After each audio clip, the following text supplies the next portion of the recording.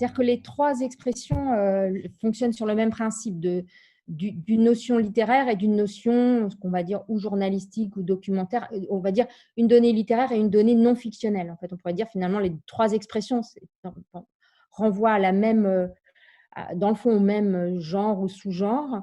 Et effectivement, c'est, à mon avis, une des premières données, une première caractéristique de ce type de littérature, c'est de s'inscrire dans le réel.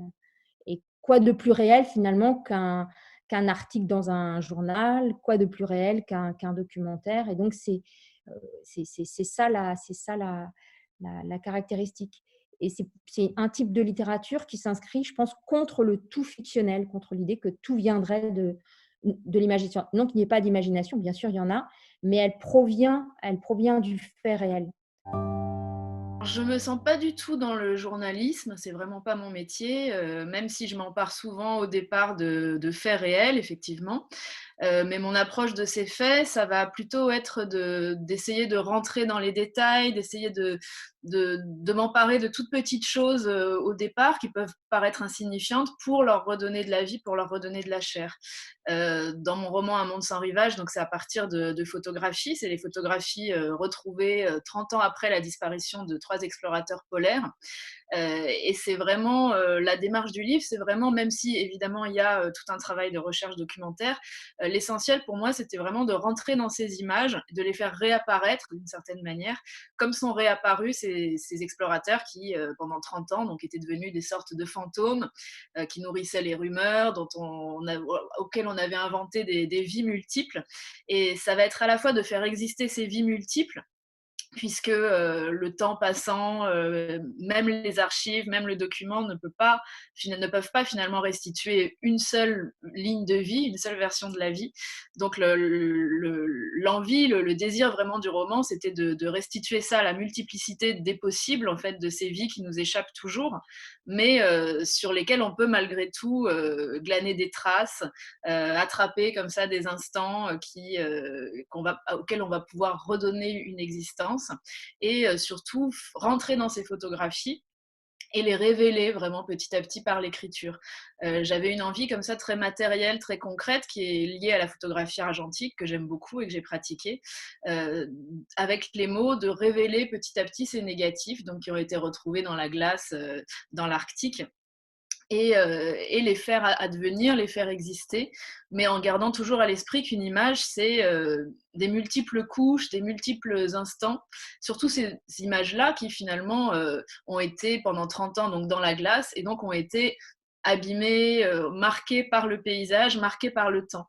On voit vraiment le temps à l'œuvre dans chaque tache de l'image, dans chaque partie noire qui va venir masquer un visage, on voit le travail du temps.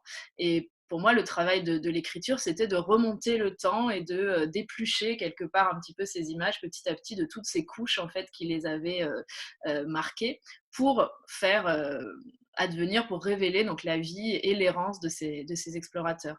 Donc c'est vraiment très loin du journalisme, même si bien sûr il y a des points communs avec la recherche, avec le journalisme, avec un travail documentaire, mais en essayant plutôt que d'être dans l'exhaustivité et même dans la vérité, trouver plutôt quelque chose, essayer en tout cas qui soit proche d'une justesse, d'un instant, euh, sans essayer d'embrasser et l'ensemble d'une vie, mais plutôt de restituer voilà, des étincelles. J'ai toujours écrit des romans de fiction, mais j'ai décidé de changer ce type d'écriture avec mon dernier livre, un roman mexicain qui en espagnol s'appelle Una novela criminal, un roman criminel. Et je dis toujours que c'est un roman sans fiction et pas exactement du journalisme littéraire. Pourquoi? Parce que je viens du domaine de la littérature, pas du domaine du journalisme. Je sais bien qu'il y a des journalistes qui écrivent des livres avec un sens littéraire et ça donne évidemment le journalisme littéraire, la chronique littéraire qui est très importante et très intéressante, même en Amérique latine. Mais je viens de l'autre côté. Je viens d'être un écrivain de livres de fiction qui, dans ces cas-là, a décidé de changer la forme et d'essayer de transformer l'écriture que j'avais fait avec tous mes autres livres. Donc, c'est pourquoi j'ai décidé de faire ça, même si dans mes autres livres, j'ai essayé de mélanger la fiction avec la réalité, avec l'enquête historique, scientifique, politique, etc.